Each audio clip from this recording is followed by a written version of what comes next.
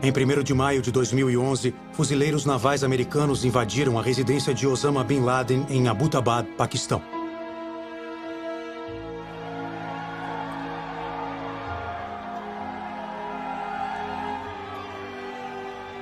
Já vamos ouvir o presidente dos Estados Unidos. Ele vai falar à nação. Falando agora do Salão Leste, teremos a confirmação de uma notícia de grande importância.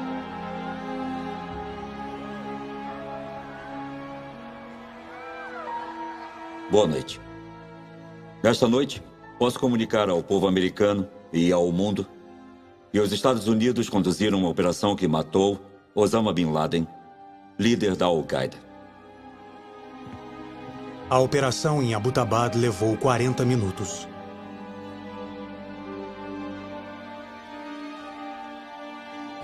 A caçada da CIA a Osama Bin Laden levou 2 décadas. Esta noite quero agradecer aos profissionais da inteligência e do contra-terrorismo que trabalharam incansavelmente para conseguir este resultado. O povo americano não vê seu trabalho, nem sabe os seus nomes, mas esta noite eles sentem a satisfação de um trabalho bem feito.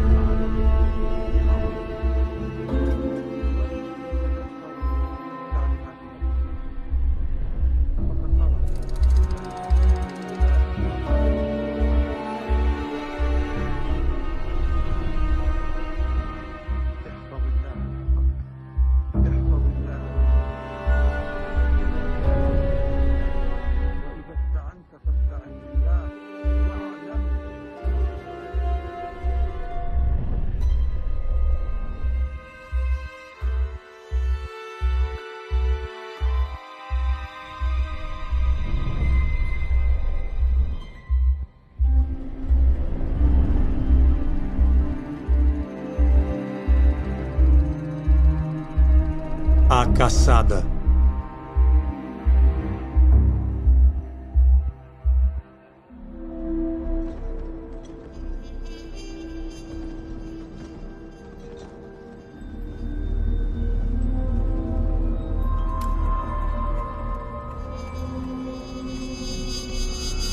Eu acho que as mulheres são analistas fantásticas.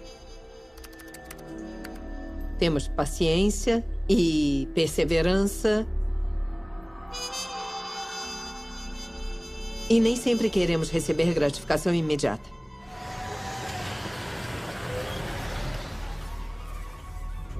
A Irmandade. Sabe, tentamos nos manter a par de todas as ameaças, distinguir o que é real do que não é real, ver o que se conecta com o que. Às vezes, as pessoas perguntam por que não ligam os pontinhos? Ora, porque a página é toda preta. As analistas da CIA interpretam a inteligência recolhida no exterior. No começo dos anos 90, elas começaram a se concentrar em um novo tipo de organização terrorista. Extrair uma história a partir de toda essa informação. Mas não é só uma organização que administra todos os dados. São vários cérebros diferentes pensando. Então, quanto mais pessoas juntas compartilharem, sabe, o que é importante, melhor a coisa funciona. Naquela época, as pessoas que tinham mais conhecimento sobre a Al-Qaeda eram as mulheres, e elas faziam um trabalho que, a princípio, não as tornava muito populares com seus chefes. Eu fui repreendida numa análise do meu trabalho por passar muito tempo no caso Bin Laden. Diziam que estávamos numa cruzada de obsessão, que éramos emocionais demais, todos esses estereótipos que se aplicam às mulheres.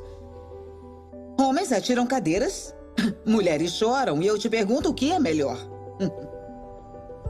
Sim, nós estávamos à beira da obsessão, mas eu achava que era por uma boa razão.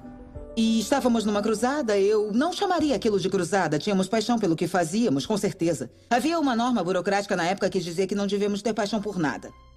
Eu achava ridículo. Como se pode fazer uma coisa sem paixão? Não dá.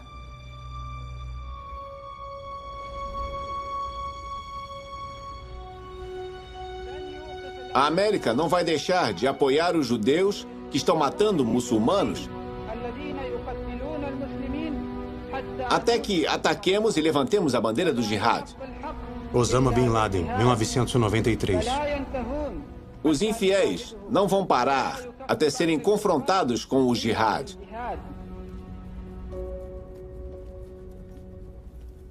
As garras dos infiéis só serão cortadas através do jihad. Posicione-se. Nós expulsamos os russos e destruímos o Império Russo. Agora vamos expulsar os americanos e destruir o império deles.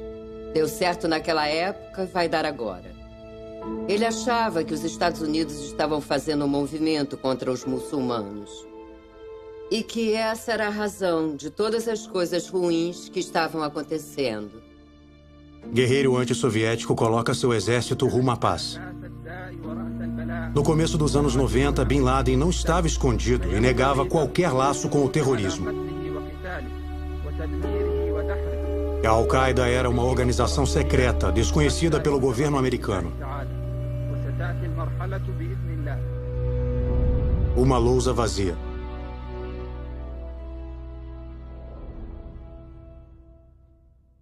O ponto de partida é o Afeganistão. Dualizan era o padrinho do jihad afegão. Ele foi quem conclamou todos a lutarem contra os soviéticos no Afeganistão. Ele ajudou a criar um conselho de caridades para trazer pessoas e dinheiro para ajudar o jihad. E o parceiro dele era Osama Bin Laden. O gráfico de ligações e representação visual da rede terrorista é onde a maioria dos analistas passa a maior parte do tempo. A minha imagem mental é a mesma da escada de Jacó. Você tem um filho que está ligando outros filhos em suas mãos. Mentalmente é assim que eu me sinto. Certamente não sabíamos que a Al-Qaeda existia. Não sabíamos que havia uma organização terrorista. Sabíamos que existia um homem muito rico chamado Osama Bin Laden que patrocinava grupos terroristas. A gente sabia também que existiam pessoas nos grupos terroristas vindas do mundo inteiro, reunidos no Afeganistão no círculo do Bin Laden. Então percebemos sinais de um padrão que seria de uma organização. Mas seria o Bin Laden só um gerente financeiro, patrocinador de muitos grupos terroristas? Ou seria esse um grupo separado? Essa era a grande questão.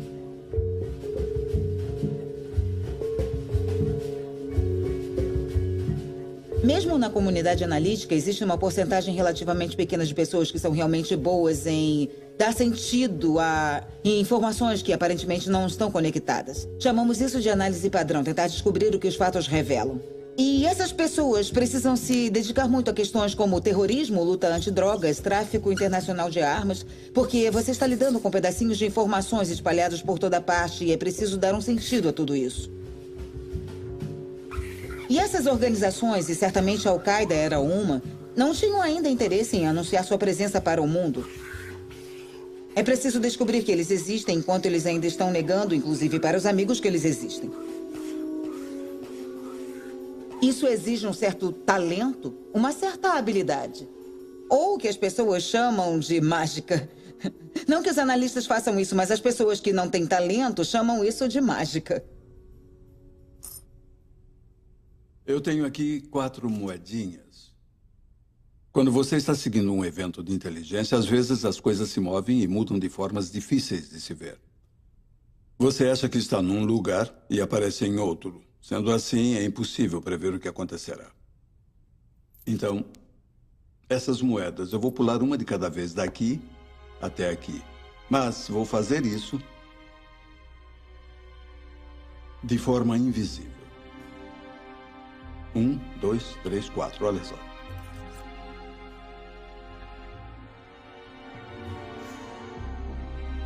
Viu o pulo? A realidade muda o tempo todo. Um único fato pode aparecer e mudar dramaticamente sua compreensão e a sua projeção do que vai acontecer. 2 mais 2. Está me acompanhando? Um analista profissional da inteligência lida com situações extremamente ambíguas e com informações que chegam em incrementos, em fragmentos. Olha só. Você nunca vê o quadro inteiro. O retrato vai mudando à medida que as peças chegam. Central Americana de Inteligência. A sua percepção da realidade muda. Você tem que ter uma ideia muito clara sobre o que você já sabe e o que você não sabe. Em 1995, a CIA criou a Unidade Bin Laden. O codinome era Estação Alec. A Estação Alec era um grupo de pessoas que tinha treinamento tanto em análise quanto em operações. Quando pensamos na CIA, existem várias culturas diferentes lá e uma é a cultura analítica. Pessoas que tentam acessar fatos, descobrir o que está acontecendo em algum lugar, projetar o futuro, e uma cultura operacional é composta de pessoas que coletam inteligência, desenvolvem espiões humanos, lidam com eles e os comandam. A singularidade da estação era a fusão da análise com as operações. Nós combinamos os analistas e os operadores para que o pessoal das operações soubesse o que os analistas estavam pensando e esses soubessem como as operações estavam agindo. Escondidos, clandestinos, secretos, perigosos, a fusão desses dois elementos deu à organização a sua magia. As pessoas com quem trabalhava no começo eram 6 mulheres. No meu primeiro dia de trabalho lá, eu vi minhas colegas, era um grupo de 6 analistas, e eu disse, alguém tem antiácido? Várias gavetas se abriram e saíram vários potes enormes. Aí eu pensei, meu Deus, onde é que eu vim me meter? Quando cheguei lá, eu logo me liguei ao grupo de mulheres. Estávamos tentando proteger os Estados Unidos, mas essa é uma tarefa grande, uma grande carga. Eu fui atraída por essas mulheres por causa do trabalho que elas faziam. Elas estavam tão imersas na procura do Bin Laden e rastrear ele. E muitas estavam trabalhando nisso há tanto tempo que eu só queria ficar perto delas, não porque elas fossem mulheres. Gina Bennett era minha mentora e ainda é. Ela trabalhou no caso Al-Qaeda por 20 anos. A Gina e a Bárbara não nos deixavam esquecer e diziam, não somos oficiais de operações, mas somos tão eficazes quanto. O resto da organização não valorizava muito os analistas do terror. Eles diziam, o pessoal do terrorismo fica só rastreando coisas. Isso não é análise, eles só rastreiam coisas. Pobre de nós, analistas, nós não fazíamos nada, apenas rastreávamos. Você tem um certo tipo de pessoas que são as primeiras a perceber alguma coisa. Quando você é o primeiro a perceber, por definição, você vai ser a minoria. Isso era o que éramos. Jennifer Matthews era parte da Estação Alec original. Ela era muito dedicada ao trabalho. Ela sempre estava lá. Jennifer pertencia àquele grupo e era muito intensa, muito focada e muito apaixonada pelo assunto desde o começo e dedicada como poucos desde o começo. O foco da Jennifer era encontrar o Bin Laden.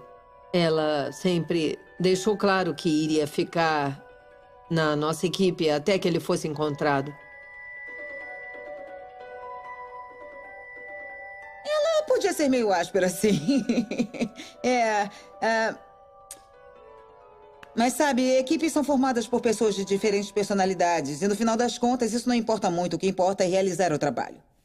E certamente ela era boa nisso. Havia uma camaradagem. No começo, a organização era tão pequena que os relacionamentos eram bem estreitos.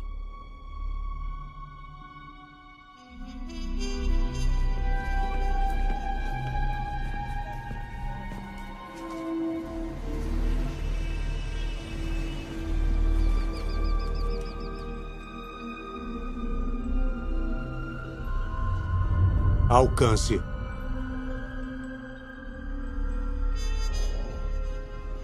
O lado operacional era onde todos os espiões trabalhavam. São aqueles que a gente vê nos filmes andando por aí, recrutando pessoas, fazendo papel de James Bond. É perigoso. É perigoso. É preciso muita autoconfiança para fazer isso. É preciso uma grande dose de coragem. Então, somos os oficiais, sacou? Somos os caças. Somos os gangsters. Nós agimos. Analistas, qual é, cara? Acho que os tipos de personalidades fazem diferença no trabalho. Diferenças em vários graus. Eu estava no mato, naquela área, bem no meio do fogo cruzado. A gente sempre vê isso nos filmes, histórias de agentes ou um agente da CIA. Os agentes são as pessoas que recrutamos. Oi, sou da CIA. Fui designado para essa embaixada. Quer ser espião? Não é bem assim. Martin era oficial de casos. Era chefe de espionagem no Oriente Médio. O trabalho de um oficial é localizar e desenvolver. Encontrar as pessoas que têm acesso aos segredos, conhecê-las, ganhar a confiança delas, recrutá-las e mantê-las seguras. No meu caso, em particular, por eu saber falar árabe,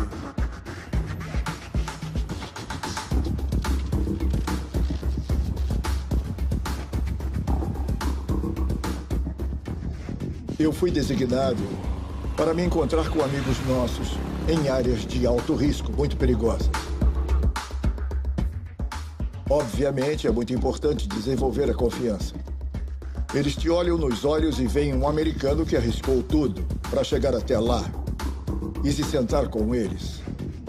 Eles acreditam, honestamente, que você se preocupa com eles, se importa com eles e que respeita tudo aquilo que eles trazem para você.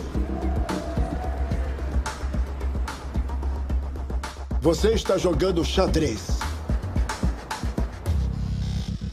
Cabul, Afeganistão.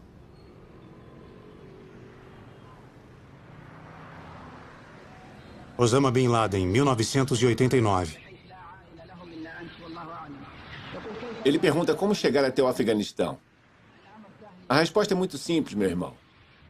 Aqui em Riad ou em Jeddah, o número é 6710837.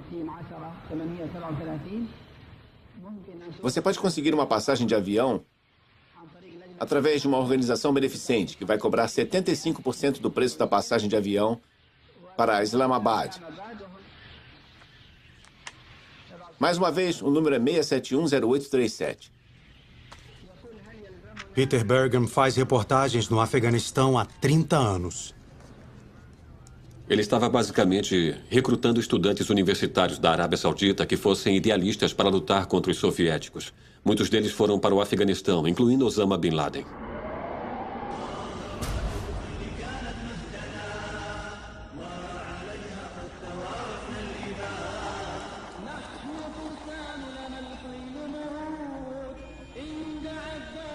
Extremamente religiosos, vir até aqui era uma experiência intensamente religiosa para esses jovens muçulmanos idealistas.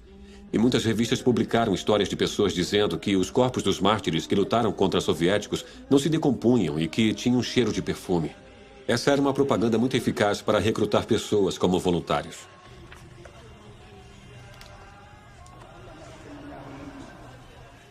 Levem seus filhos para jihad.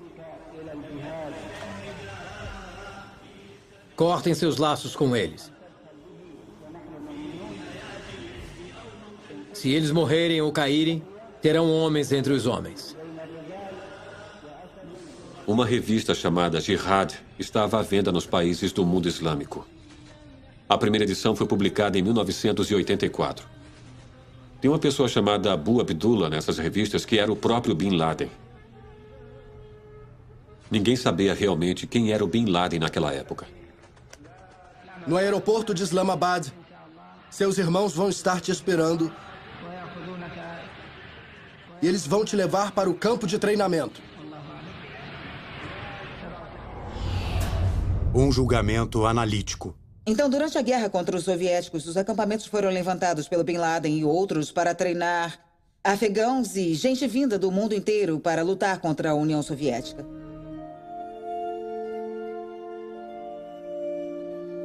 Já no final da guerra, alguns desses acampamentos foram convertidos em campos de treinamento para a guerrilha urbana. Agora sabemos também que a Al-Qaeda estava assumindo o controle desses campos e estava começando a treinar pessoas para conduzir uma guerrilha urbana em vários países, como o Egito e a Argélia. Uma das figuras de destaque dos campos de treinamento no Afeganistão era um senhor que tinha como nome de guerra Abu Zubaydah. Ele com certeza comandava parte da rede dos campos de treinamento. Depois do final da guerra, no começo dos anos 90, começamos a ter informações sobre explosões no mundo inteiro que eram provocadas por pessoas que lutaram no Afeganistão. Foi aí que começamos a nos perguntar o que está acontecendo. Tínhamos que descobrir se era algum tipo de organização, um movimento social, o que era. Começamos a nos preocupar. Era óbvio que tínhamos um problema. Começamos a publicar advertências antes do primeiro ataque ao World Trade Center. –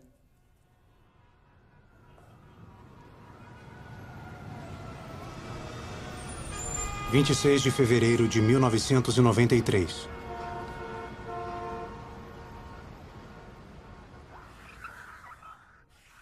Ramzi Youssef, que todo mundo conhece do primeiro ataque ao World Trade Center, ele vem a ser parente do Khalid Sheikh Mohammed. E o ataque foi em parte financiado por Khalid Sheikh Mohammed. No mesmo ano, tivemos a ocorrência conhecida como o Incidente da Águia Negra. Só depois conseguimos determinar o envolvimento da Al-Qaeda no ataque.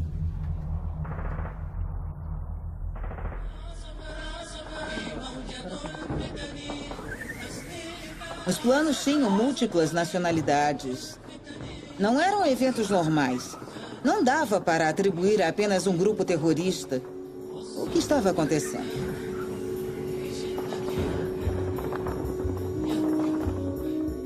Foi o Bin Laden. Não havia dúvida de que o denominador comum era o Bin Laden. E parece que, de repente, tudo ficou muito claro para mim.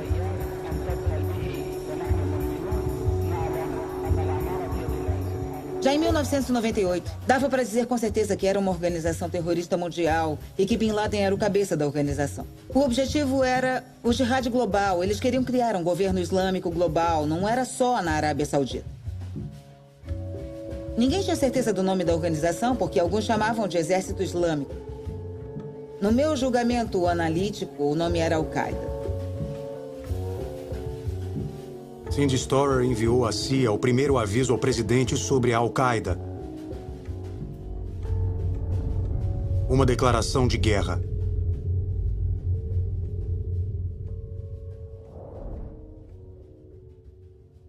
Em 1997, Peter Bergam conseguiu a primeira entrevista de Bin Laden para a TV. Naquela época, em 97, Osama Bin Laden havia declarado guerra aos Estados Unidos no jornal de língua árabe, mas ninguém prestou atenção.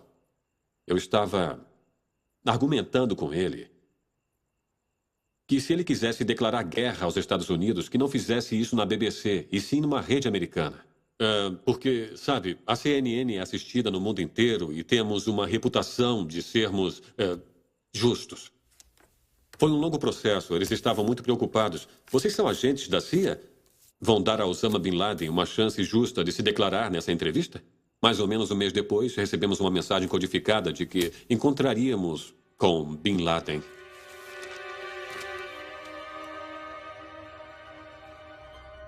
O câmera era Peter Juvenal.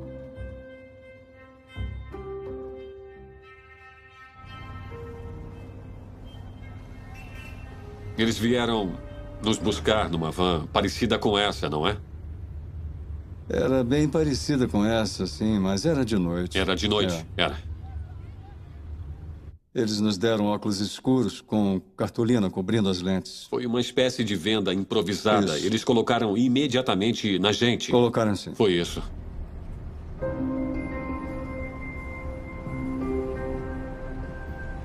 O interessante é que quando você vai para Cabul, você atravessa túneis. E o fato de estarmos vendados não nos impedia de ouvir. A gente sentia a mudança da pressão do ar e também a diferença do som dentro do túnel. Então, você tinha uma ideia de onde estávamos indo? Tinha. Sei. E do outro lado do túnel era onde a Al-Qaeda guardava suas armas químicas. Um laboratório rudimentar de armas químicas. Exato. Sei. Aí, nós chegamos num platô, não é? Eu acho que ficava uns 2.000 metros de altitude, não é isso? Alguma coisa assim. Tinha um pequeno vilarejo que era usado pelos pastores para guardar as ovelhas à noite. Isso. O Peter Arnett era o correspondente. Muito bom, parecemos quase humanos. Na época, ele provavelmente era o jornalista mais famoso do mundo. Colocaram uns tapetes para dar um ar mais respeitável. Isso. Depois, pelo que eu me lembro, esperamos mais um pouco e nos serviram como jantar carneiro. Foi exatamente isso. Estamos parecendo reféns nesse vídeo. O vídeo dos reféns. Você se lembra de quando ele chegou? Lembro. Ele apertou a sua mão, não foi? Apertou. Se lembra da sensação? Foi uma coisa fria. Não era um aperto forte. Sei. Era frio, distante. Eu comparo a um gerente de banco apertando a mão da gente. Obrigado, Sr. Bin Laden. Gostaria de acrescentar alguma coisa? Gostaria de dizer mais alguma coisa? Precisamos trocar a fita. Acho que vou apenas relaxar um pouco. Acho que vou relaxar um pouquinho. Tudo bem. Vou descansar os joelhos. Tá bem. Arrumo isso daqui. Não estou acostumado com isso. Fique à vontade que nós vamos conferir o áudio. A voz do Sr. Bin Laden está boa. E foi melhorando à medida que se aprofundou no assunto, à medida que conversamos.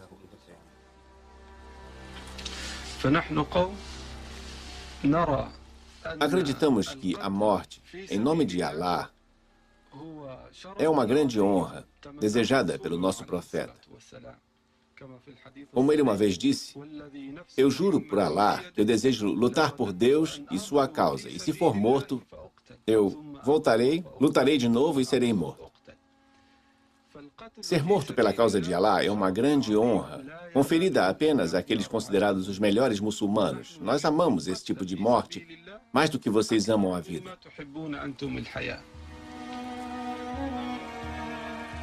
Eu considero essa como uma entrevista fantástica. Ele declarou guerra aos Estados Unidos pela primeira vez para um público que falava inglês. O coração dos muçulmanos está cheio de ódio pelos Estados Unidos da América e pelo presidente americano. O presidente tem um coração que não escuta as palavras.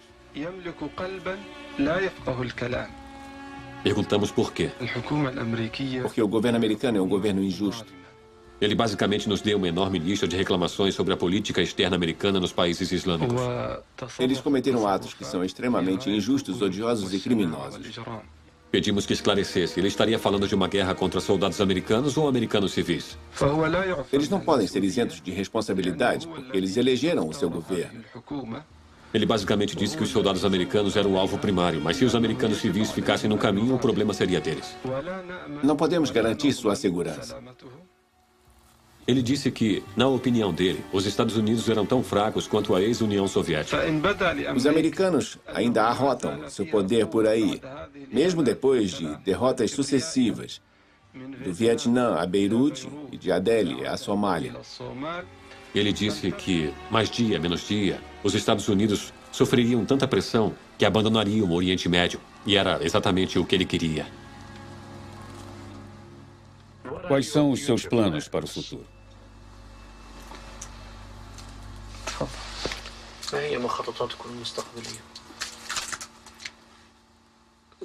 Vocês vão ouvir e ver na mídia, se Deus quiser. Será que poderemos tirar algumas fotos? Algumas fotografias? O impacto dessa entrevista foi muito fraco, eu diria. Ela quase não foi veiculada porque, na época, ele ainda não havia feito nada. Imagine se em 1937 o exército japonês tivesse ido à NBC ou à RKO e dito: planejamos um ataque aos Estados Unidos. Pearl Harbor poderia ter sido diferente. Esses caras repetiram várias vezes: estamos planejando atacar os Estados Unidos. Ninguém prestou atenção.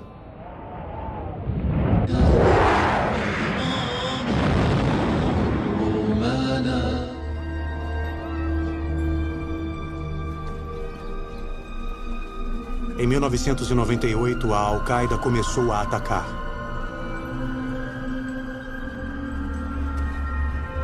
Embaixada Americana, Quênia.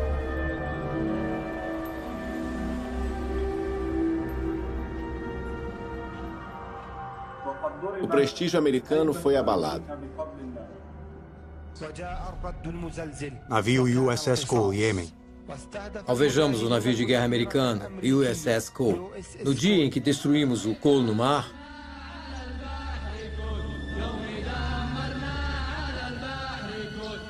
um pequeno barco deixou claro o nosso intento. A Al-Qaeda começou a produzir os seus próprios vídeos de propaganda. Explodimos e desgraçamos a tirania.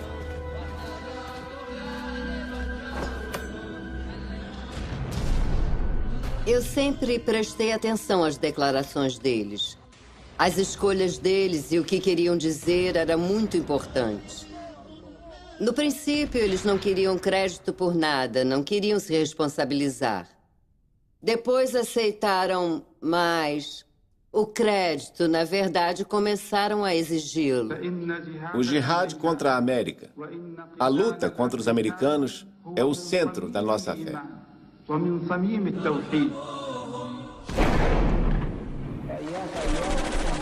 De repente, vem tudo na sua direção. Todas essas imagens horríveis abalam você. Era um fogo imediato, um verdadeiro terror. Era como se fosse uma espécie de videoclipe de terror.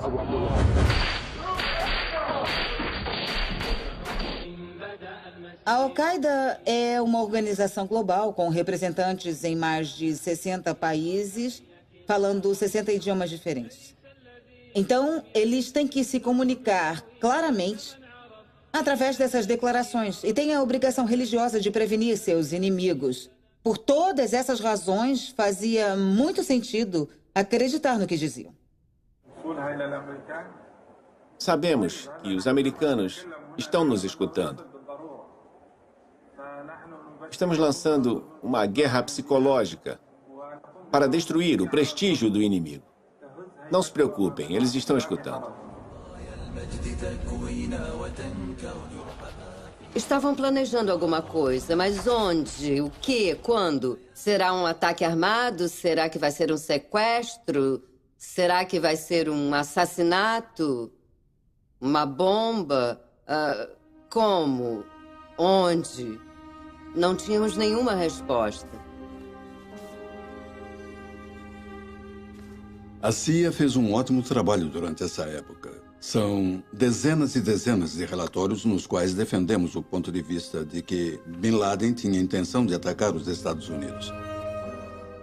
Tínhamos encontros semanais ou a cada 15 dias para falar exatamente o que estava acontecendo. É tão frustrante não poder determinar data e local. Havia uma vasta área de incertezas e esse é um terreno fértil para discussão. E quando você teme cada detalhe, você chora como um bebê e ninguém presta atenção em você. Oriente Médio, Sul Asiático, Europa, Estados Unidos. Onde? A gente apenas não sabe. Eu diria que naquele momento nós não tínhamos o que se chama de inteligência ativa. Eu quero saber quando, eu quero saber onde, eu quero saber quem. Não tínhamos como determinar a data, o alvo ou o método. Sabe, eu realmente adoraria te dizer onde e quando. Mas não é tão fácil com uma organização clandestina. Se nós tivéssemos mais recursos humanos e fizéssemos menos análises, então saberíamos de tudo, mas não é verdade. Já tínhamos certeza do que iria acontecer. Mas não podíamos tomar a decisão de dizer, você deve fazer, você não deve fazer. Mas nós já sabíamos que a situação era bem perigosa. Bárbara enviou o seguinte relatório para o presidente, 6 de agosto de 2001. A manchete diz Bin Laden determinado a atacar a América. Foram avisos e mais avisos e mais avisos toda a primavera. Nós tivemos o benefício de uma previsão. Sabíamos que algo gravíssimo ia acontecer. Isso me parecia um aviso perfeito em agosto de 2001. De que os Estados Unidos sofreriam um ataque. Todo mundo estava completamente tenso. Porque não fizemos nada em relação a isso. A linguagem usada por aqueles caras era tipo... Ah, meu Deus, o que eles irão fazer?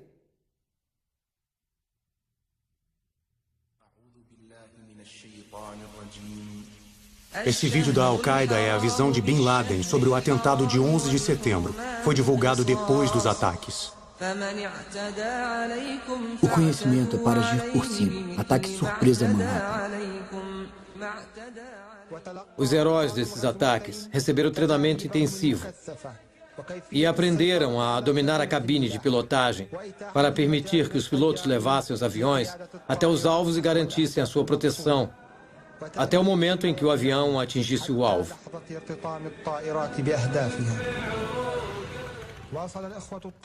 Os irmãos pilotos continuaram a sua preparação na mais completa calma, no coração dos Estados Unidos, sem levar em consideração a propaganda da proclamada segurança da América e sua capacidade de inteligência, que estava em toda a mídia mundial.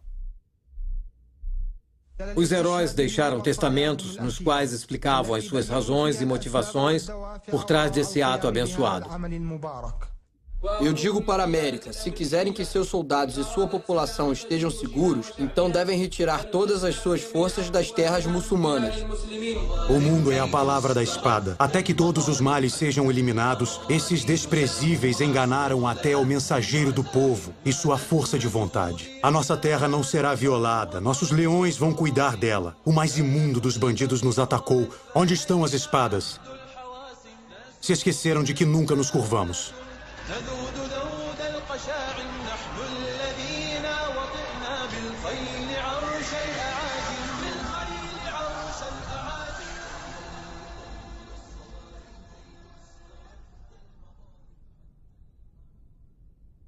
Na manhã do 11 de setembro, eu estava sentada na minha sala, e a minha sala ficava aqui, e a sala do chefe do grupo ficava ao lado da minha.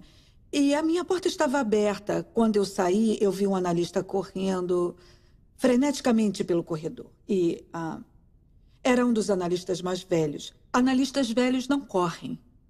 Eu estava na Jordânia. Eu estava na CIA. Em 11 de setembro, eu estava no meu escritório, na NSA. Eu estava nos escritórios executivos da Casa Branca. Eu estava no Pentágono quando ele foi atingido. Logo chegou a primeira notícia. Alguém estava com um player aberto no monitor. A notícia dizia que um pequeno avião havia atingido. Logo, o segundo avião atingiu a torre e eu entendi.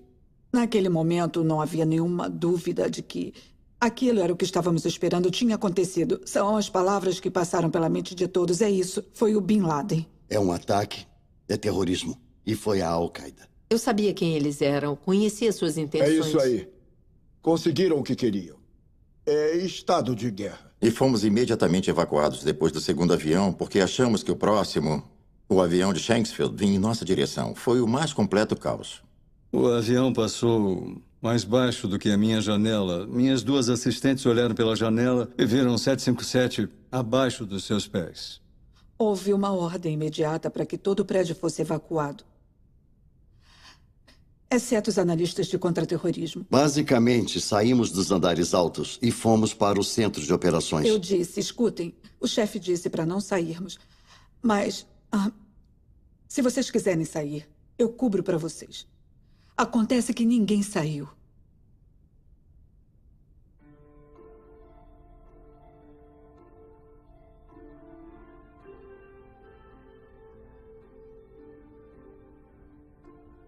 "19 pessoas.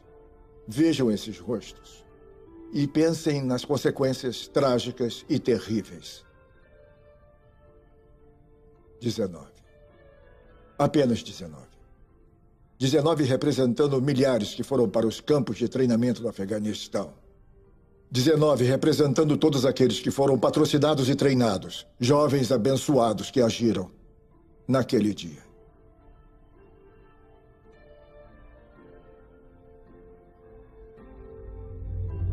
As acusações. Disso é difícil falar. Eu devo dizer que o pior da minha vida aconteceu em novembro, porque depois do bombardeio, eu fiquei super ocupada. Para todo mundo era chorar em casa, vir para o trabalho, ser profissional, fazer o trabalho, ir para casa, chorar em casa, vir ao trabalho, ser profissional, fazer o trabalho. As pessoas mantiveram foco fazendo o seu trabalho. Em meados de novembro, as coisas começaram a se acalmar um pouco e aí a culpa veio. E não há nada pior. Desculpe, eu vou chorar. Sentir que você queria ter feito alguma coisa. Principalmente quando as críticas começaram a aparecer. As pessoas diziam coisas no Congresso tipo, vocês foram negligentes. Pensei, jura? O que sabiam sobre Bin Laden antes de 2000? Nada! E ninguém nos ajudou. Agora querem nos culpar por termos tentado. Não é uma questão de bode expiatório. É uma questão de responsabilidade. Aconteceram... O que o termo responsabilidade significa para o senhor? Antes do 11 de setembro, os oficiais da inteligência americana possuíam informações sobre terrorismo. Que, se fossem adequadamente processadas, poderiam ter diminuído ou possivelmente prevenido o ataque terrorista. Me parece que o seu depoimento... Isso aconteceu no ano de 2002. Essa informação não foi distribuída para o FBI. Eu não sei a razão. Eu não entendo porque isso tudo aconteceu dessa forma. Na CIA foi responsabilizado pelas falhas que levaram aos Resumo executivo. Uma investigação interna da CIA responsabilizou alguns dos membros originais da Estação Alec. A equipe recomenda que uma comissão de responsabilidade do desempenho inspecione por falhar na comunicação entre a CIA e o FBI. Jennifer me ligou um pouco depois do 11 de setembro, gritando comigo no telefone. Nós estávamos a uns passos uma da outra, no mesmo andar. Ela disse, você fez isso, a culpa é sua, se eu não avisei a ninguém, blá, blá, blá, blá, blá, blá. E eu gritei com ela e bati o telefone e... Na verdade, eu nunca mais falei com ela depois desse dia. Mas pensando bem agora, eu acho que aquilo foi só uma manifestação da paixão dela. E do sentimento de culpa que senti. Quer dizer, todo mundo sentiu isso. O FBI também estava investigando a Al-Qaeda.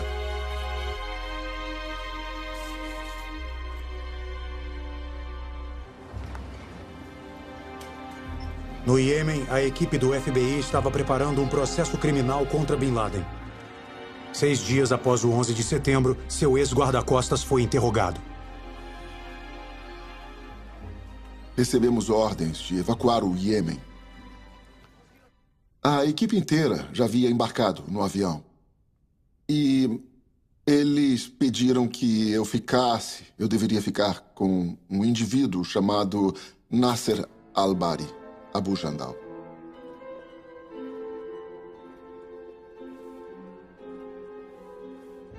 Nós mostramos a ele um álbum que continha um monte de fotografias. Ele identificou Bin Laden, identificou Ayman Zawahiri, ele identificou os suspeitos conhecidos. Não havia forma dele não saber. Mas ele não identificou ninguém do segundo álbum. Ninguém. Então ele fechou o álbum e eu não conheço mais ninguém. Mais ninguém. Eu repeti, por favor, pode olhar de novo. Mas eu acabei dizendo, por favor, olha de novo. Ele ficou zangado. E ele disse, mas já olhei, ninguém, mas pela nossa amizade. Nós somos amigos, não é? E ele olhou. Mesma coisa. Então eu ri, assim, ó, para o Bob e disse, viu, eu te disse. Como assim? O que você disse? Eu disse ao Bob, meu amigo, que você está, basicamente, fingindo. Não está cooperando nem um pouco. Eu acho que ganhei a aposta. Você está falando do quê? Eu estou cooperando. Qual é, cara? Você está cooperando? Você acha que eu viajei de Washington até aqui para ficar com essa conversa mole com você e que eu não sei quem você é, que eu não sei o que você sabe? Esse cara, por exemplo. Ele foi seu hóspede em 1999, ele estava doente, você cuidou dele, deu sopa na boca dele. E agora você diz que não tem ideia de quem ele é. Eu sei muito sobre sua organização. Talvez algumas das pessoas nesse álbum já estejam presas por nós. Talvez algumas das pessoas nesse álbum sejam amigas minhas, talvez sejam minhas fontes. Cada vez que eu te faço uma pergunta, provavelmente já sei qual é a resposta. Então eu sei se você está cooperando ou não. Então, vamos começar do início de novo. Ele disse sim. Então mostramos o álbum de novo. Ele identificou quase todo mundo no álbum. Gente do bombardeio da embaixada na África Oriental, do USS Cole também. Inclusive 8 dos sequestradores. Ele continuou insistindo que o Bin Laden nunca faria uma coisa dessas. Eu insistia que foi ele. Eu disse, não, foi o Bin Laden, sim. Ele disse, foi o Bin Laden? Quem te disse? Foi você. Ele ficou exaltado, ficou furioso. Ele disse que eu coloquei palavras na boca dele. Eu disse, não, você me disse que o Al-Qaeda estava por trás. Com certeza.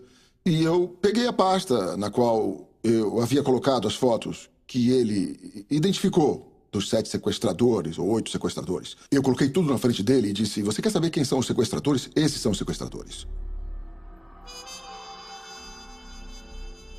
Você me disse que eram membros da Al-Qaeda. Você me disse isso. Ele entrou em estado de choque. Ele colocou as mãos no rosto assim e começou a tremer. E aí ele pediu uma pausa de 5 minutos. Demos a ele 5 minutos e voltamos. Eu disse, o que acha agora? Ele disse, eu acho que Sheikh enlouqueceu. O que você quer? 4 semanas após o 11 de setembro. Aqui está a América. Deus a atingiu com um ataque igual ao que vocês infligiram aos outros. Ele destruiu um dos seus grandes edifícios. Que Deus seja louvado. Eu juro pelos 7 céus que a América e seu povo nunca mais se sentirão seguros.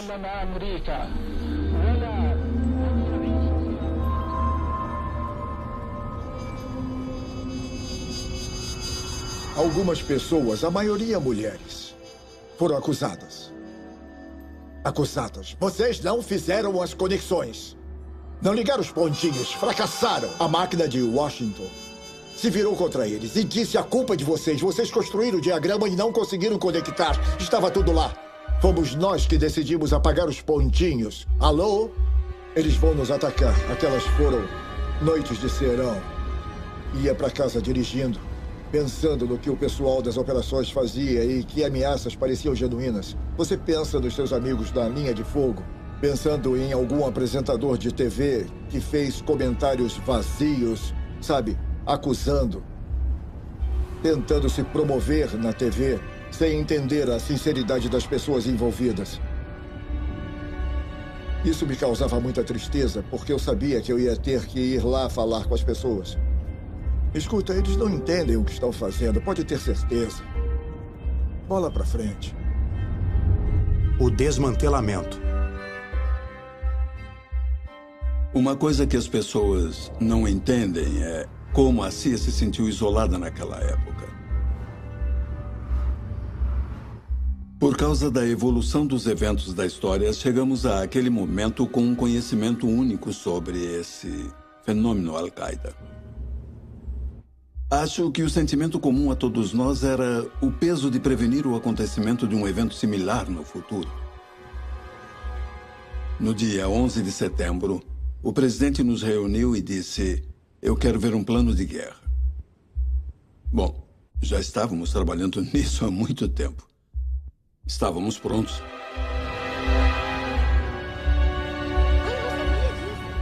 O plano foi chamado de Matrix do Ataque Global.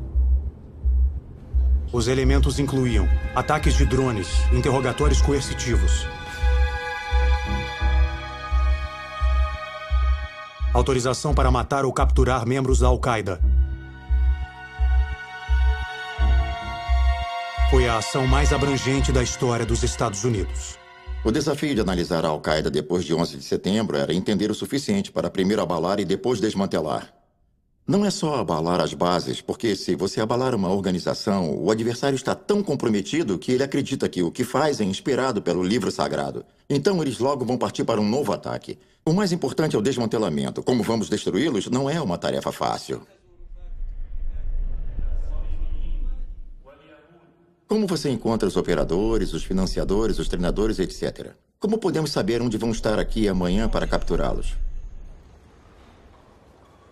Houve uma explosão de inteligência na CIA depois do 11 de setembro. É difícil até de imaginar. Tínhamos um pequeno grupo de pessoas na estação Alec que estava analisando os problemas pré-11 de setembro com recursos bastante limitados. Depois do 11 de setembro, aquele pequeno grupo de pessoas foi reforçado com novatos no centro pós-11 de setembro.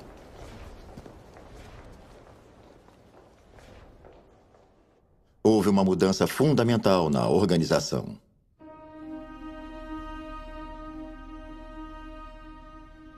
Era preciso uma grande força administrativa para apoiar um aumento de pessoal no orçamento das operações. Eu não sabia o suficiente sobre a Al-Qaeda. Só o que li na imprensa não era minha especialidade. Mas sabe, quando você tem 25 anos de experiência, você desenvolve um bom sentido das necessidades de ação, mesmo que seja um novo alvo para você. Rapidamente você aprende tudo o que precisa sobre o alvo.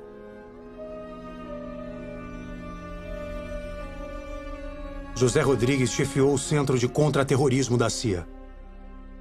Eu me tornei chefe do contra-terrorismo na época em que estávamos lidando com todas essas ameaças. Éramos inundados diariamente com inteligência sobre uma possível segunda onda de ataques. Mas eu tinha ótima reputação de construir equipes fortes. O telefone tocou. Um agente sênior disse: precisamos que volte. Sabe que a situação é grave. Volta para fazer o que você sabe. Martin liderou a guerra da CIA contra a Al-Qaeda. Sendo assim, eu voltei para ser o gerente sênior para uma ação mundial contra a Al-Qaeda. Eu tinha responsabilidade multidimensional, eu tinha que proteger meu pessoal, sabe? Mudamos um pouco as regras. Tínhamos mais poderes. Podíamos ser mais agressivos. A minha função é matar a Al-Qaeda. Ou você está do nosso lado e nos ajuda, ou sai da nossa frente.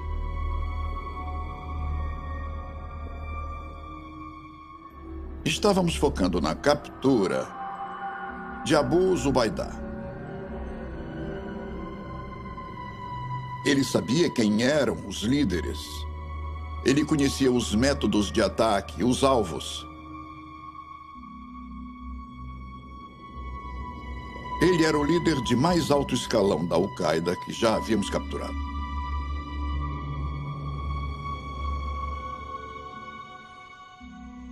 Quando o capturamos em março, ele estava muito ferido e sabíamos que tínhamos que tirá-lo do Paquistão. No passado, os Estados Unidos lidavam com casos assim, transferindo o terrorista para um país amigo para um interrogatório. Mas já era hora de assumirmos a responsabilidade pelos terroristas do alto escalão. Entendemos o que era necessário fazer.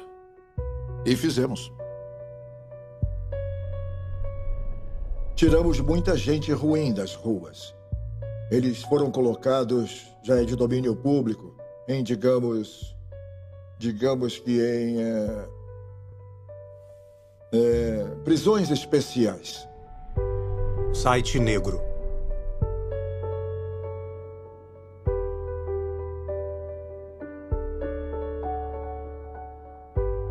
São basicamente duas coisas que você deve ter na sala de interrogatório, principalmente com indivíduos da Al-Qaeda. Você tem que ter conhecimento e tem que ter empatia. Se não tiver as duas coisas, é bem provável que você vá fracassar. Ele nos deu algumas informações durante esse período inicial. Mas depois ele parou de falar. Quando recuperou suas forças, ele parou de falar. Foi aí que nos convencemos de que precisávamos de uma nova alternativa, porque não estava mais dando certo. A CIA recebeu a autorização da Casa Branca para os interrogatórios incrementados. Eram 12 técnicas. Remoção de roupas, corte de barba e cabelo, uso de fobias individuais como medo de cães para induzir ao estresse, uso de contextos para convencer de que a morte é iminente para ele e sua família, uso de força física moderada como agarramento, exposição à friagem ou água, indução à falsa percepção de sufocamento com uso de toalha molhada e água. 8 das 12 técnicas, na minha humilde opinião, eram moderadas demais. Por exemplo, os tapas dão tempo. Pode até ser desagradável dar um tapa em alguém, mas não é tortura. Pegar alguém pela lapela e trazer até você pode ser desagradável, mas chama a atenção e não é tortura. Não pedimos isso. Nós não pedimos para sermos atacados. Eles atacaram. Então, se não podemos deixá-los desconfortáveis para podermos salvar vidas, alguma coisa está errada. Eu acredito que a intenção era... Não podemos permitir que isso aconteça. Vamos fazer o que precisa ser feito. Eles são cheios de ódio. Não existe bom senso com eles. Alguns indivíduos que estavam lá, em posição de tomar decisões, acreditavam que a única forma de lidar com esses indivíduos era através de técnicas como essas. Quando você lida com detentos mais radicais, eles podem se tornar obedientes, podem ser joviais e simpáticos, mas se perguntar a eles o que você vai fazer quando sair daqui, eles respondem: eu vou matar você, meu amigo. Toda a informação que veio do Abuso Bayadá conseguimos antes do afogamento simulado. A maior parte veio de métodos convencionais de interrogatório, mostrando evidências ou mesmo jogando um detento contra o outro, mostrando cartas. Então as técnicas tradicionais de interrogatório funcionaram muito bem. Tínhamos os interrogadores e os perguntadores. Os interrogadores trabalhavam com os detentos e quando eles passavam a cooperar, eles passavam a bola para os perguntadores. Os analistas de alvos, pessoas que conheciam muito bem o alvo, assumiam e faziam o interrogatório. Jennifer Matthews estava lá, sentada em frente a Abu Zubaydah, fazendo perguntas. Existe uma grande diferença entre ser um especialista atrás de uma mesa e um especialista de campo. Não se discute o sucesso. O fato é que nós fomos muito bem-sucedidos quando começamos a usar as técnicas em Abu Zubaydah. E ele resolveu cooperar. Começamos a coletar inteligência de qualidade. Abu Zubaydah nos ensinou o caminho das pedras até esses indivíduos. Em pouco tempo, todos os chefes de operações foram capturados ou mortos.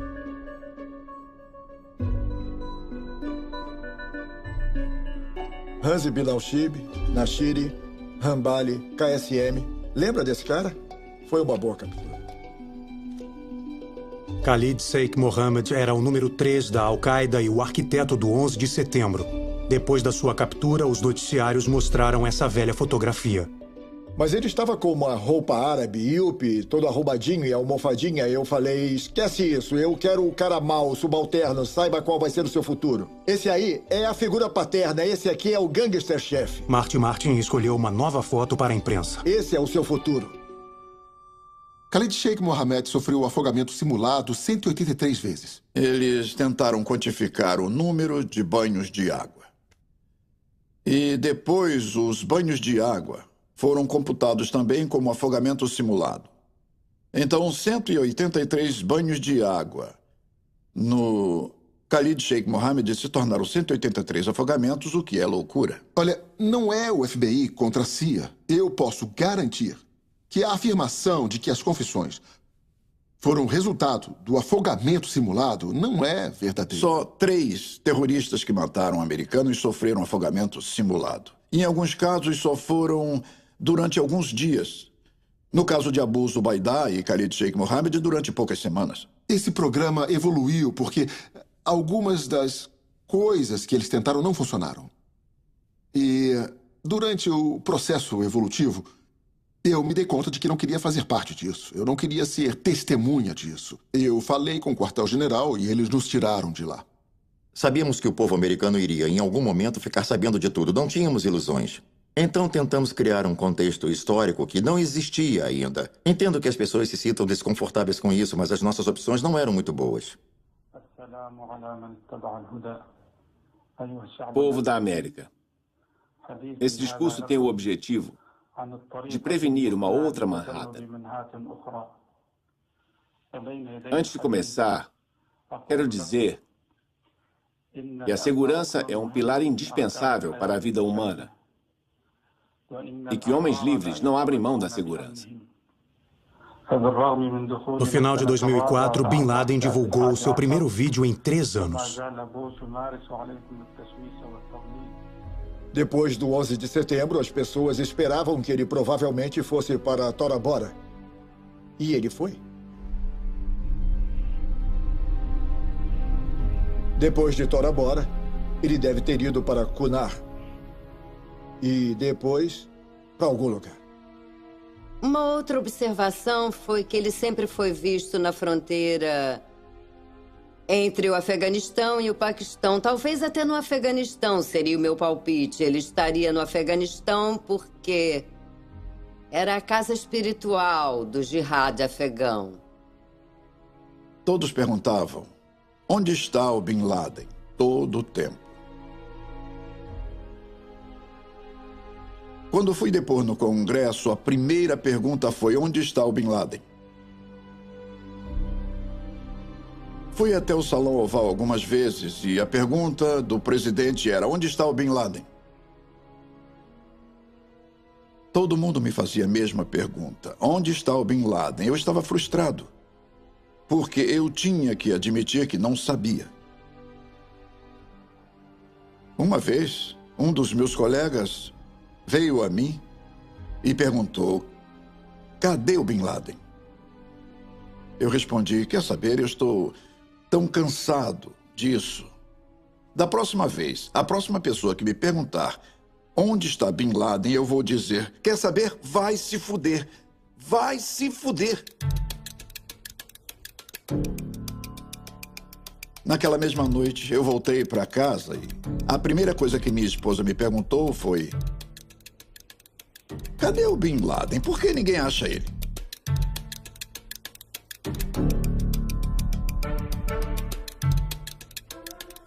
A pior posição da Al-Qaeda na época era de número 3 ou 4. O cara tinha que se comunicar. Se comunicar e realizar os ataques. E se fizesse isso, a gente pegava ele. Francamente, no fundo, a gente sabia que ia acabar pegando ele um dia. Mas estávamos tão ocupados, atrás dos que estavam ativos, que demorou um pouco. Meus parabéns, Abu Butahed. Você agora é o número 3 da Al-Qaeda. Essa é a boa notícia. A ruim é que, sendo o número 3, vai ter que apertar os cintos, porque a sua carreira vai ser muito curta. Captura e morte. Existe um aspecto do trabalho de inteligência chamado alvejar. Eu acho isso revolucionário por algumas razões. Apenas nos últimos 10 anos, a agência tradicional passou de inteligência estratégica para inteligência tática, aquela que te ajuda a identificar os movimentos e localizações de um indivíduo específico. Eu não estou nem aí para o aspecto estratégico da Al-Qaeda. Eu quero um analista que passe todo o tempo atrás de um alvo com um nome. Pessoas cujo objetivo na vida seja seguir um ser humano. Muitos dos analistas da Estação Alec partiram para outras funções. Se tornaram alvejadores dos líderes da Al-Qaeda, incluindo Bin Laden. Eu procurei as outras mulheres que tinham se tornado oficiais de alvo, como a Jennifer Matthews e algumas outras mulheres pioneiras, e eu perguntei como se faz isso. Eu preciso começar do começo, assim como fizeram com Bin Laden. Então, como se faz isso? Ainda não tínhamos uma ferramenta técnica para fazer isso. Eu bolei uma planilha e fui conversar com a Bárbara e a Gina e outras mulheres e elas diziam o mesmo. Vai fundo, é exatamente assim que se faz.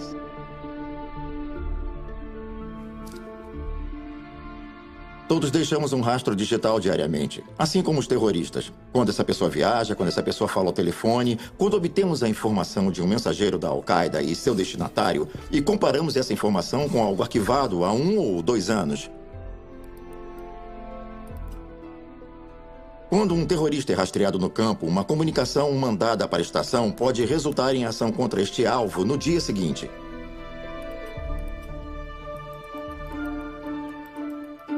Alguém que está procurando briga. É isso que o rastreador é. Você tem que conhecer intimamente quem está perseguindo. Como acha que aquela pessoa vai agir, reagir o que ela vai fazer naquele dia, qual a estratégia dela, com quem ela vai falar, quais as prioridades dela, será a mulher número 1, a mulher número 2. A CIA começou a enviar seus alvejadores para as zonas de guerra. Eles foram integrados às unidades militares de elite. Paquistão.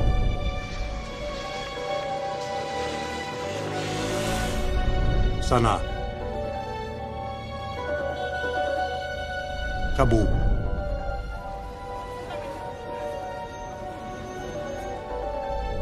Bagdá.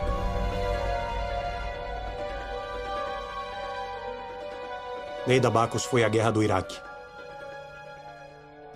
Eu estava em Bagdá logo depois que a guerra começou. E era como estar no Velho Oeste. Um caos completo.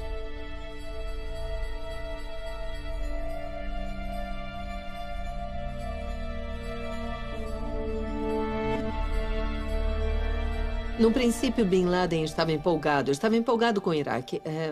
Ele não podia agir nem se envolver nisso na época, então ele ficou feliz em apoiar a empreitada.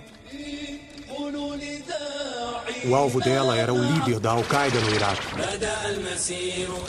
Abu Musab al-Zarqawi.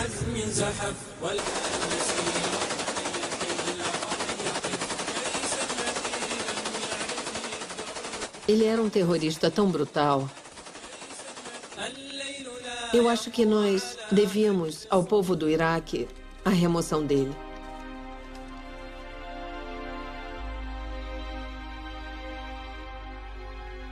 É tão estranho eu nunca ter conhecido ele. Meus ex-colegas do Serviço de Inteligência da Jordânia diziam que era meu namorado. Eu sou emir da organização Al-Qaeda no Iraque. É como se eu conhecesse o Zarqawi muito bem. Seu querido irmão Abu Musab al-Zarqawi.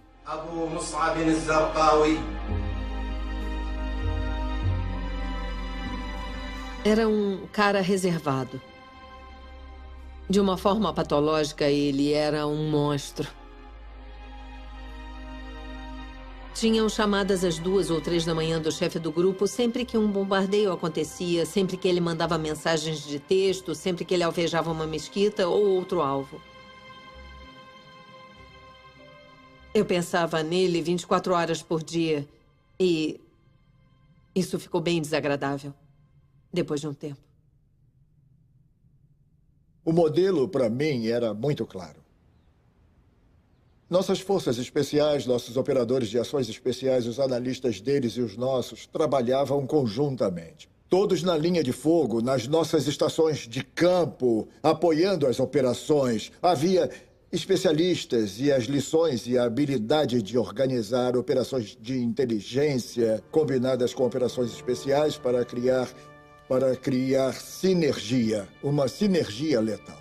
E seu trabalho como oficial de alvo no cenário de guerra é ajudar a apontar os soldados no campo ou alguma coisa no ar em relação ao alvo, com a maior exatidão possível.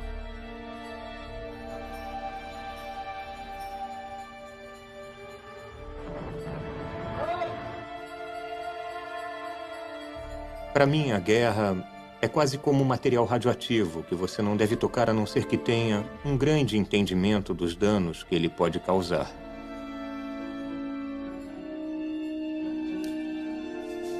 O general Stanley McChrystal comandou as unidades de operações especiais dos Estados Unidos. Podemos concordar com a ideia de que se pode cruzar a linha e ir para o lado sombrio e depois voltar? Porque eu fui para o lado sombrio com bom propósito. E existem momentos em que isso pode ser apropriado, mas é perigoso. É mais fácil atravessar na segunda vez. Quem foi que enganou vocês sobre a realidade desta guerra? Olhe para esses corpos. Eles atacaram essas casas. Por quê? Onde estão os guerreiros da resistência que eles alegam estar combatendo? São apenas mulheres e crianças.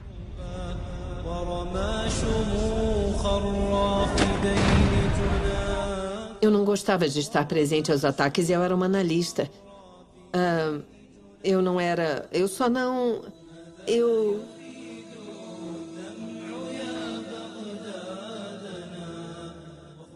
Eu acho que há perguntas sobre uma organização de inteligência que lentamente se envolve na execução desse tipo de operação de contra-terrorismo global. Houve uma mudança de pensamento. Bom, a guerra não é um videogame agnóstico. Era um jogo pessoal no qual você era responsável não só pela vida dos americanos, mas por enfrentar um adversário que você tem que matar ou capturar. Agosto de 2004. Acho que foram 18 ataques naquele mês, no Iraque, com a nossa força. 2 anos depois, em 2006, no mesmo mês, no Iraque, nós fizemos 300 ataques. Por quê? Não existem guerrilheiros de resistência entre nós? A nossa capacidade de coletar inteligência, agir baseado nela e depois coletar mais inteligência chegou a um nível quase industrial de quantidade e velocidade. E nunca houve tiros disparados daqui. Com certeza era uma máquina bem poderosa. Havia muitos ataques. Alguns renderam frutos, outros nem tanto. Eu acho que, em alguns casos, a quantidade superou a qualidade no que estávamos procurando. Se havia um novo alvo, era só atacar. Só porque podíamos. A máquina não para. Por quê? Nós executamos milhares de ataques no Iraque e no Afeganistão e fomos ficando cada vez melhores nisso. Então houve essa evolução muito particular com a CIA de uma forma que nunca havíamos imaginado em 2001 ou 2002, mas que se tornou bem crítica para conseguirmos chegar ao nosso objetivo. É fundamental saber onde está o seu centro moral e como você o define dentro de você para executar esse trabalho. Eu trabalhava num centro onde meu trabalho era caçar uma pessoa para captura ou morte. Eu tinha que aceitar isso. É um paradoxo querer salvar mulheres e crianças no Iraque e matar alguém para obter isso. Isso estava sempre na minha cabeça, mas é claro que eu podia justificar isso para mim mesma. A guerra contra o terror. Como se pode lutar contra o terror quando o terrorismo é uma tática? Existe uma guerra contra pessoas. Então a questão imediata se torna: quem são as pessoas contra as quais vamos lutar? Na minha opinião, a maioria das pessoas ainda não sabe bem por que nos odeia. Então, não se surpreendam quando eles se prepararem para uma cruzada de ataque com tecnologia de ponta em armas. Alguns ataques são necessários, mas se a nossa solução para esse tipo de problema for só atacar sem tentar trazer esforços eficazes para prevenir a ameaça de ataques, não vai ter fim. Operações como choque e pavor não acabam com guerras contra terrorismo, só criam mais terrorismo. O dinheiro começa a fluir para os grupos terroristas, as pessoas se radicalizam mais. A guerra contra o terror tem que ser a mais discreta possível. Mas as operações de contra-terrorismo são, por natureza, pouco satisfatórias para uma população assustada. O Grande Salto.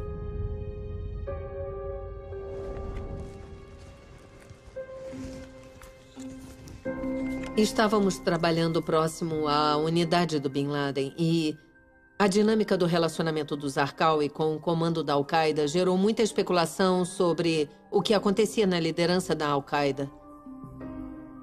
Bin Laden certamente não sabia no que estava se metendo com o Zarqawi e como eles eram fundamentalmente diferentes dos outros líderes da Al-Qaeda. Ele não tinha a mesma formação acadêmica de muitos membros da Al-Qaeda. Ele não tinha, digamos, por falta de uma explicação melhor, o sentido profissional do jihad. Como o resto da Al-Qaeda. Ele não sabia, não entendia as regras do jogo, apenas achou que podia utilizar qualquer estratégia, por mais brutal que fosse.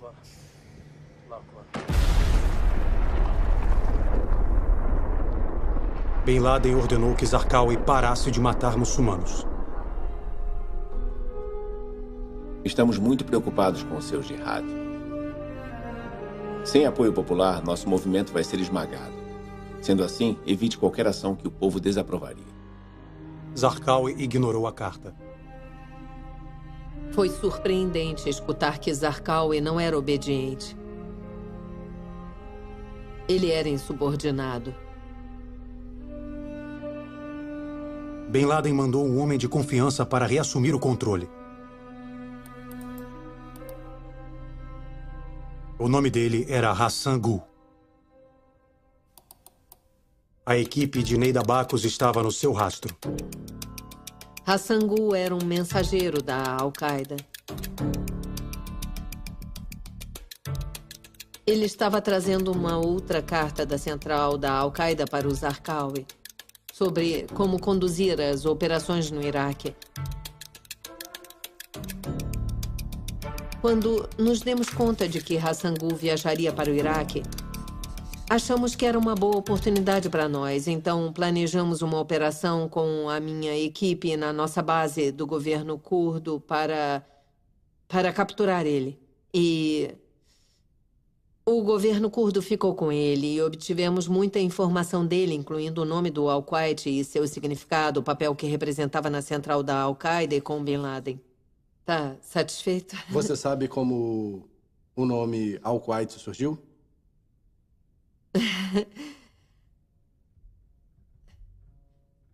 Foi durante uma reunião com o governo curdo que Hassan Gu entregou o nome de Al-Qaeda, o mensageiro. Ahmed, do Kuwait. Foi significativa a informação. Mesmo que soubéssemos que o pseudônimo Al-Kuwait era geral demais. Era como dizer José o porto-riquenho, sabe? Poderia ser qualquer um. O importante é que nos revelou o mensageiro, já que Bin Laden não usava nenhum outro meio de comunicação. Nós perguntamos ao Khalid Sheikh Mohammed sobre a informação do mensageiro. E ele apenas se desconcertou. A linguagem corporal dele mudou. Ele disse, não, não, não. Escuta, todos nós sabemos desde criança que quando você grita não, não, não, significa sim, sim, sim. Ele não falava a verdade, mas depois... E isso é o bom dos sites negros. Interceptamos a comunicação dele para os outros detentos. Ele disse aos outros companheiros para não contar nada sobre o mensageiro, confirmando assim a existência do mensageiro. Sabíamos da sua tremenda importância e que estávamos na pista certa. O fim do jogo.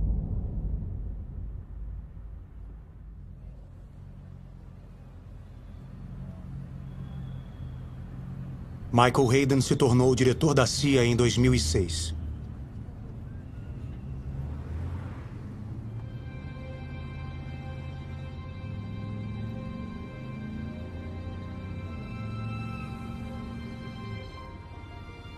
No final de 2007, a célula do Bin Laden apareceu para mim.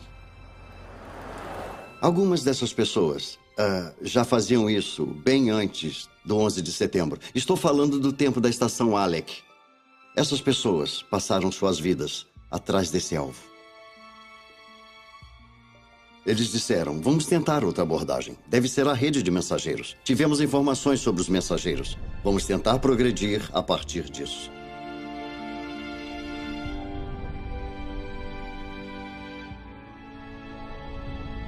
Funciona assim.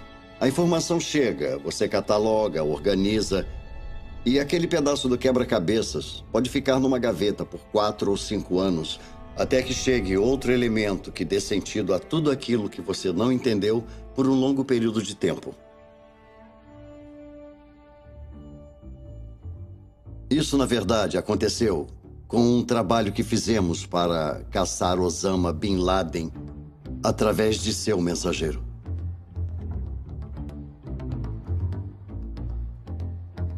Levou anos para a agência recrutar a fonte humana que acabou nos levando ao nome verdadeiro. É por isso que estamos no negócio da inteligência humana clandestina. Porque, muitas vezes, mesmo com todo o equipamento de última geração, você não consegue obter a informação que precisa. Um nome verdadeiro. Finalmente conseguimos o nome dele. Ibrahim Said, o verdadeiro nome do mensageiro de Bin Laden.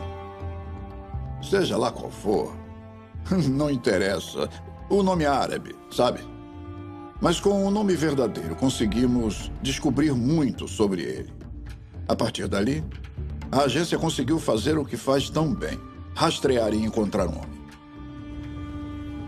Um pouco depois, eu informei ao presidente. Eu disse, devo dizer, senhor presidente, a minha equipe está bastante otimista em relação a isso. Eles acham que temos uma pista concreta. Os atiradores da CIA responsáveis pela caçada de Bin Laden foram enviados a campo. A base ficava perto das áreas tribais do Paquistão. Estávamos projetando a força e a inteligência dos recursos fora do país. Era isso que o Coast representava. O foco estava concentrado lá no Waziristão, porque o inimigo estava lá. O chefe da base da CIA estava caçando Bin Laden havia 15 anos.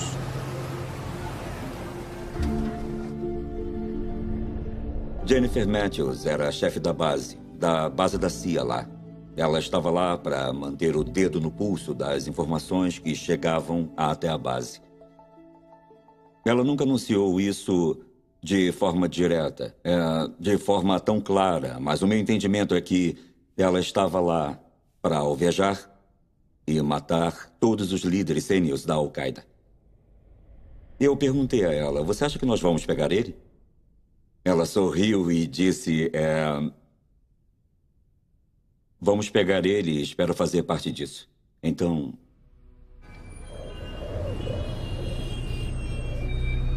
No início de 2009, a CIA conseguiu mais uma pista da liderança da Al-Qaeda. Tudo começou na Jordânia, com um blogger que se tornou radical pela guerra do Iraque.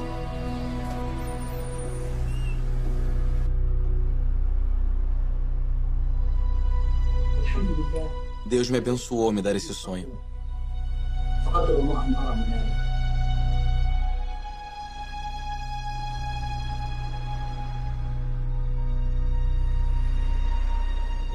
Eu sonhei que vi o Zarqawi. Ele estava na minha casa. O rosto dele parecia uma lua cheia. Ele estava ocupado preparando um ataque.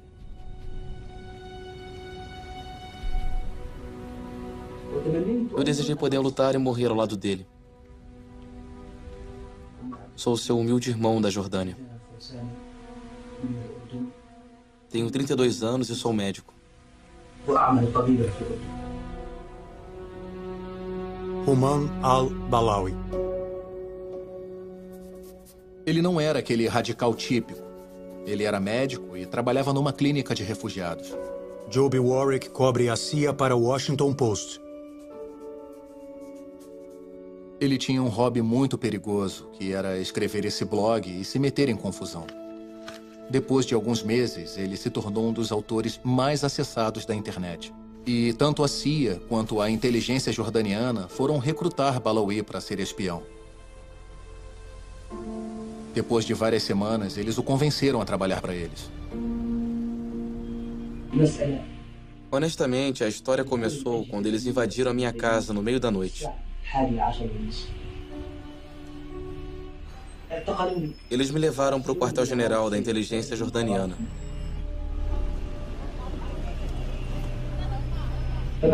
Eles me interrogaram. Me ofereceram milhões de dólares. Compraram uma passagem aérea para mim. E me mandaram para o Waziristão numa missão.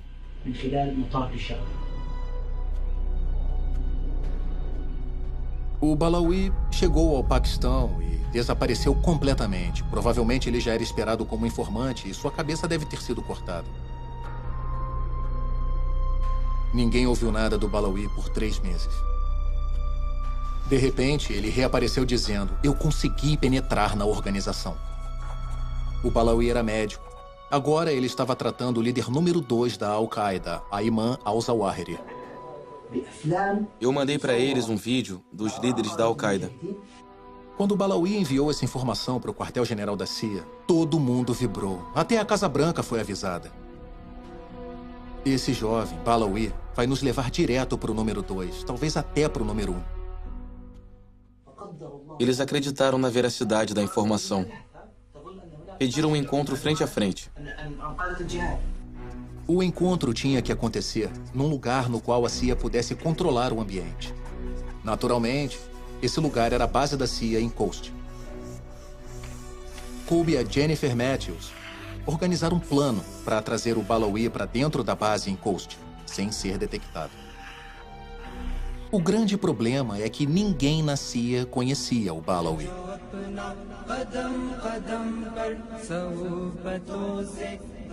O plano era que ele entrasse na base sem ser revistado, porque havia o receio de que alguém pudesse reconhecê-lo e que sua identidade fosse comprometida. Ó Deus, destrua os americanos e a agência de inteligência americana e jordaniana. Ó Deus, que sejam destruídas e demolidas. Ó Deus, ajude-nos a realizar um assassinato extraordinário. Deus, aceite o meu sangue. Deus, aceite o meu martírio. As pessoas se apressaram em culpar a Jennifer. E eu rejeito isso completamente, porque havia muitas pessoas observando a operação.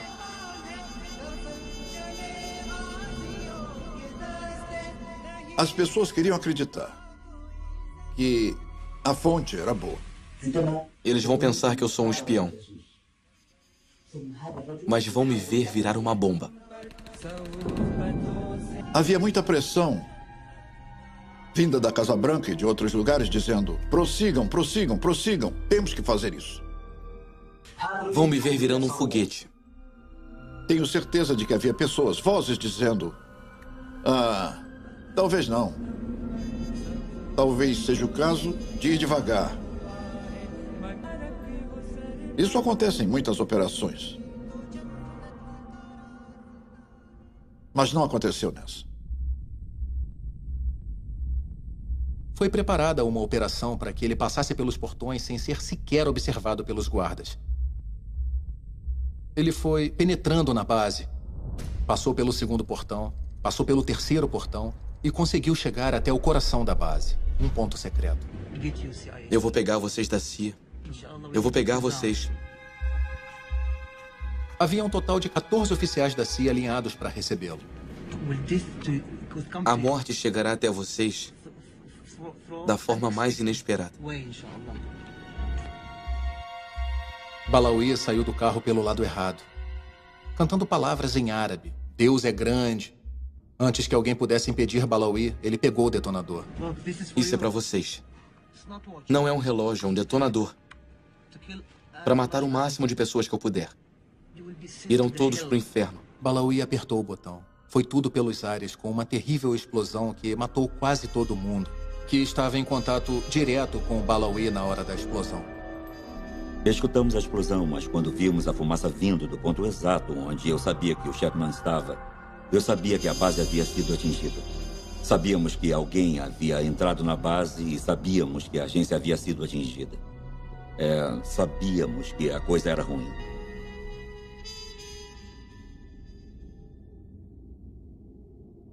Quando chegamos ao local da explosão, era uma visão terrível. Pedaços de corpos espalhados. A unidade convencional recebeu, então, um helicóptero ali mesmo, no pátio, que transportou o máximo possível de feridos. E disseram que a Jennifer tinha morrido.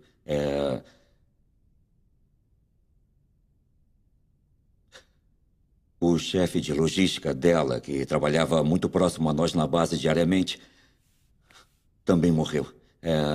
E alguns dos oficiais do caso também não sobreviveram e morreram no local.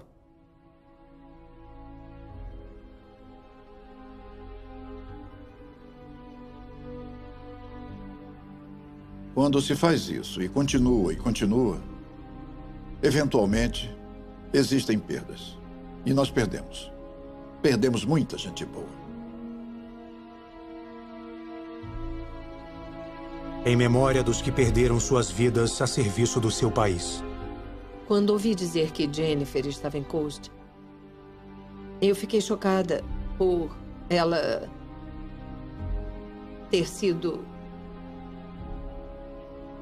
atingida pelo Bin Laden. Foi realmente uma coisa muito surreal o que aconteceu com ela. Depois dela passar tantos anos tentando evitar que ele provocasse outra tragédia, saber que ele tinha sido responsável pela morte dela é inacreditável. A agência foi bastante criticada.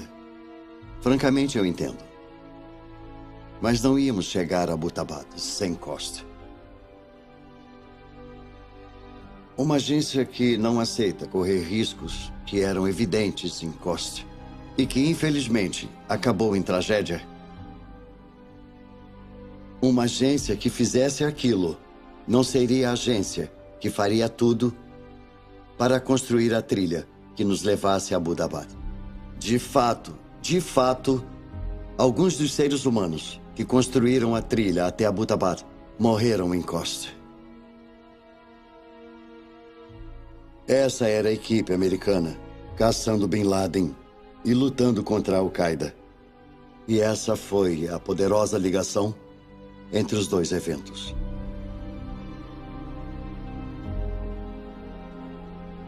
De acordo com Bin Laden, essa operação foi uma grande vitória. Um homem-bomba atingiu um grande alvo militar e esse fato foi extremamente importante para a Al-Qaeda. Ele conseguiu atingir membros do alto escalão militar norte-americano e da CIA. Esses alvos para a causa eram muito importantes.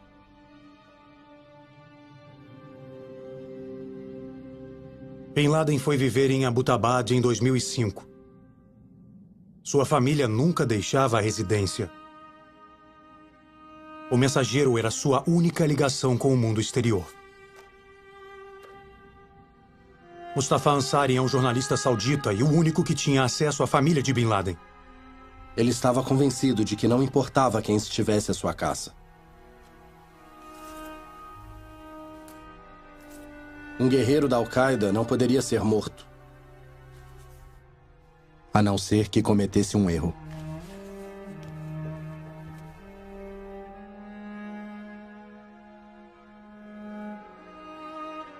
Qual foi o erro de Bin Laden? O seu amor pelo poder.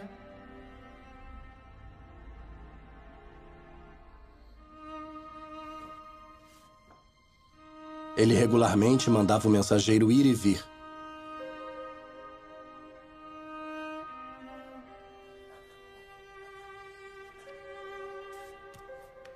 Ele queria fazer parte das operações sempre em contato com seu subordinado. Ele poderia ter permanecido quieto e ter ficado em segurança.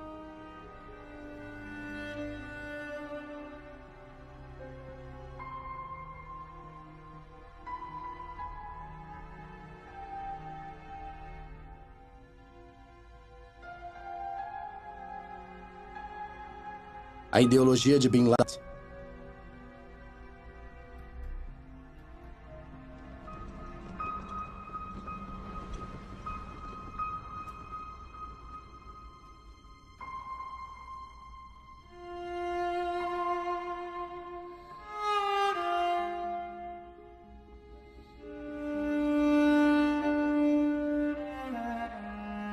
A verdade é que ele nunca procurou a morte.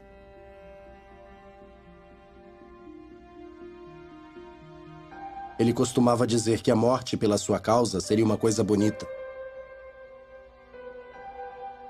Mas ele nunca buscou a morte. Ele se apegou à vida enquanto pôde.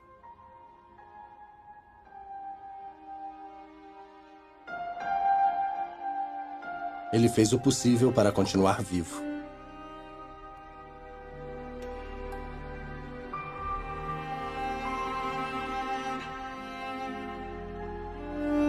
Bin Laden sabia que a CIA estava atrás dele.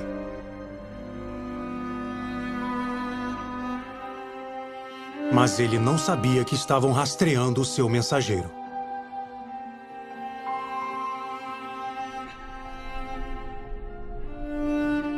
Ibrahim Said, o mensageiro.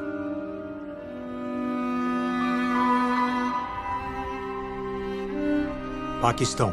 A caça ao mensageiro do Bin Laden faz muito sentido para mim. Foi baseada em muitos anos de experiência trabalhando com um grupo de pessoas que realmente se importava e se apoiava. Inventamos uma técnica que dá certo. E essa técnica capturou Bin Laden no final.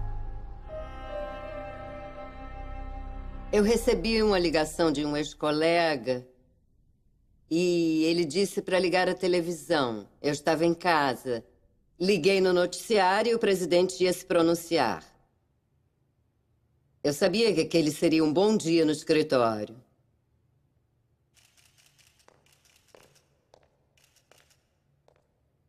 Boa noite. Finalmente, pegaram. Eles pegaram ele, afinal.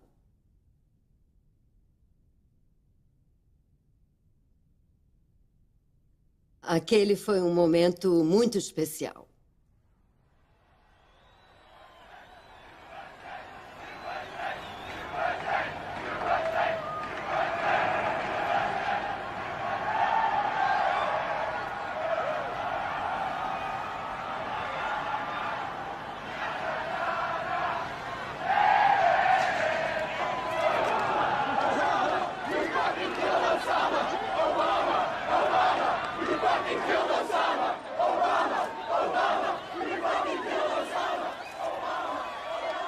Eu não tenho certeza se a América fez o esforço necessário para entender tudo pelo qual passamos.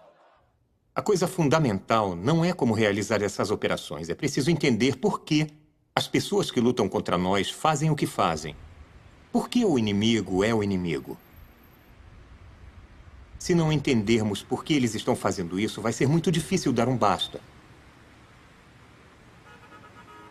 Não entendemos o idioma o suficiente, não entendemos a cultura o suficiente, não nos dedicamos a deixar de ser cegos, surdos e mudos em áreas do mundo que nos interessam.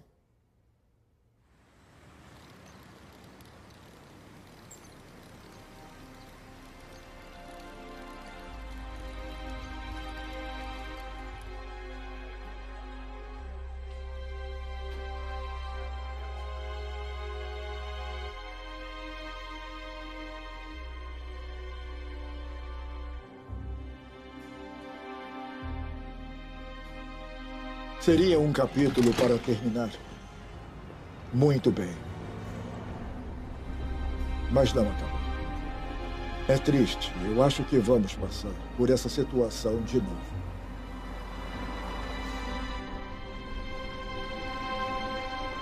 Bin Laden conseguiu espalhar a ideologia dele muito além do que ele próprio imaginou. Como se mata uma ideologia? Matar uma pessoa não acaba com isso. Não gosto disso, não quero que isso continue. Espero que termine. Espero que a gente não viva num mundo no qual tenhamos que lidar com um adversário que perca o respeito pela santidade da vida humana. Mas não estamos vivendo num videogame. Esse é um ser humano que tem família, que tem alma. Quando confrontamos isso, o que fazemos? Podemos ter debates filosóficos, mas no final do dia a questão é: você vai agir? Sim ou não? Vai ou não vai? É isso.